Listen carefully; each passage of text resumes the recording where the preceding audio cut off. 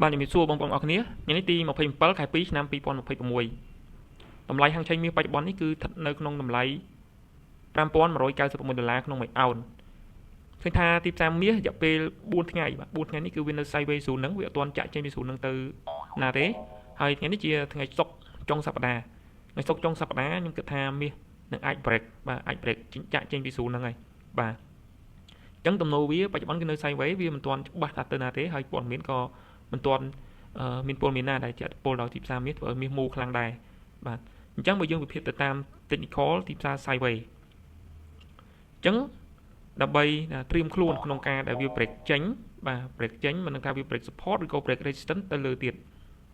អញ្ចឹងយើងមកវិភាគទាំងអស់គ្នាបាទ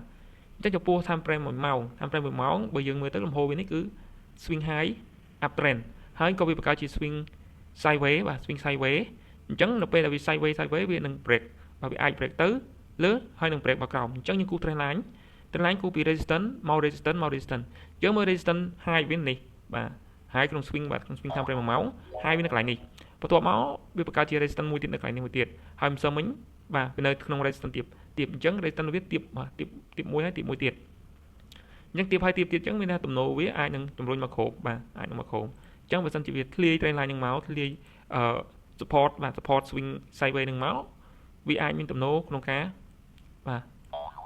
ចុះមកក្រោមច្រើនមកទៀតបាទអាចចុះមកក្រោមចេះទៀតហើយថ្ងៃច័ន្ទបើកខ្សែមកបើសិនជាថ្ងៃសុក្របាទថ្ងៃសុក្រចំនួនឲ្យទីផ្សារចុះថ្ងៃច័ន្ទបើកខ្សែមកអាចបន្តការចុះទៀតដែរលុះត្រាតែថ្ងៃសៅរ៍អាទិត្យមានពណ៌មានក្តៅណាមួយចាក់ទងជាមួយនឹងមាសវាអាចនឹងដាច់ gap ឡើងទៅលើវិញបាទប៉ុន្តែបើសិនជាថ្ងៃសុក្រនេះបាទថ្ងៃសុក្រនេះវាចុះមកនេះវាចុះមកវាបានយក liquidity ធំsupport នេះបាទមកដល់ធំ support នេះមកយក liquidity ធំ support នេះមកហើយបកឡើងធ្លាយទៅលើវិញអញ្ចឹងថ្ងៃច័ន្ទបើកខ្សែមកដាច់ gap ទៅលើទៀតបាទដាច់ gap ទៅលើបន្តទៀតណាបងប្អូនលេខទៅលើទៀតបង្កើតជា swing high swing ថ្ងៃតទៀតអញ្ចឹងណាបងប្អូនអញ្ចឹងបងប្អូនត្រូវប្រយ័ត្ននៅថ្ងៃសុក្រនេះបាទប្រយ័ត្ននៅក្នុងថ្ងៃសុក្រនេះទៅព្រោះវា sideways រយៈពេល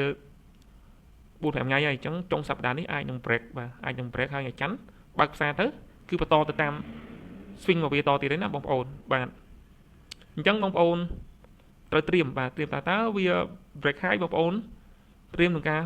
ទិញបន្តទៀតបើមិនវា break low បាទបងប្អូនត្រៀមនឹងការ sell នៅศูนย์នេះវិញណាបងប្អូនអាចចូលផ្សារទៅតាមទម្រង់នៃទិសដៅទីផ្សារទៅលើយើងដេញ buy ទីផ្សារមកក្រោមយើងដេញ sell យើងអត់អាចប្រច្រាស់ជាមួយនឹងទិសដៅទីផ្សារបានទេបាទអញ្ចឹងយើងមានតែស្របអញ្ចឹងទីផ្សារឡើងយើងចូលតាមទិញទីផ្សារចុះយើងតាម sell អញ្ចឹងក្នុងករណីនេះគឺវាកំពុង sideways យើងរងចាំវា break សិនវា break ហើយវា pull back យើងចាប់ផ្ដើមចូលផ្សារតែម្ដងបាទអញ្ចឹងការវិភាគថ្ងៃនេះតំបន់ដែលត្រូវ sell គឺបើសិនវា break ទៅលើអញ្ចេះបងប្អូនអាច sell នៅ0ជាមួយ4ម៉ោងសិនបាទបងប្អូនអាច sell នៅ0នេះបានគឺនៅតម្លៃ5,330បាទ5,330 0ហ្នឹងគឺបងប្អូនអាច sell មួយបានដែរបងណាតំបន់ដែលត្រូវ buy គឺនៅតម្លៃដដែលទេគឺ5,070 0.5,7បងប្អូនអាចចូល buy នៅតំបន់នឹងបាន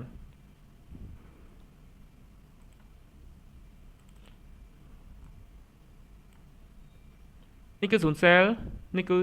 0 buy ក្នុងករណីថាវា break resistance វាឆ្ពោះទៅតម្លៃអស់នេះហើយអញ្ចឹងក្នុងតម្លៃចន្លោះនេះបងប្អូនឃើញវា break ហើយវា pull back បងប្អូនដេញតាម buy បន្តទៀតទៅកុំតាន់ចូលផ្សារប្រច្រាស់ព្រោះវាអាចនឹង break ទៅច្រើនលេខបាទអាចទៅ50លេខ100លេខឬក៏លើសពី100លេខទៅបើបងប្អូនជប់ហូតនៅ0នោះហ្នឹង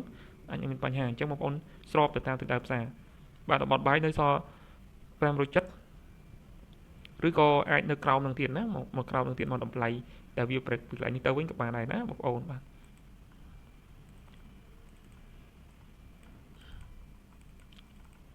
តម្លៃ570ក្នុងតំបន់ resistance នេះបាទតំបន់ resistance នេះគឺ510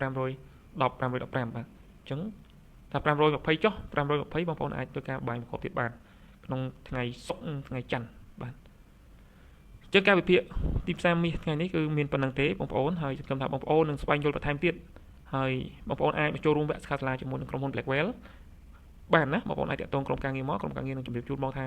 ថ្ងៃណាត្រូវរៀបចំវគ្គសិក្ខាសាលាអញ្ចឹងបងប្អូនអាចមករៀនបច្ចេកទេសតិចនិចពីគន្លឹះនៃការទិញលក់អង្ខេងមាសបន្ថែមទៀតបានអរគុណបងប្អូនទាំងអស់គ្នាជូនពរឲ្យចំណេញច្រើនទាំងអស់គ្នាបាទ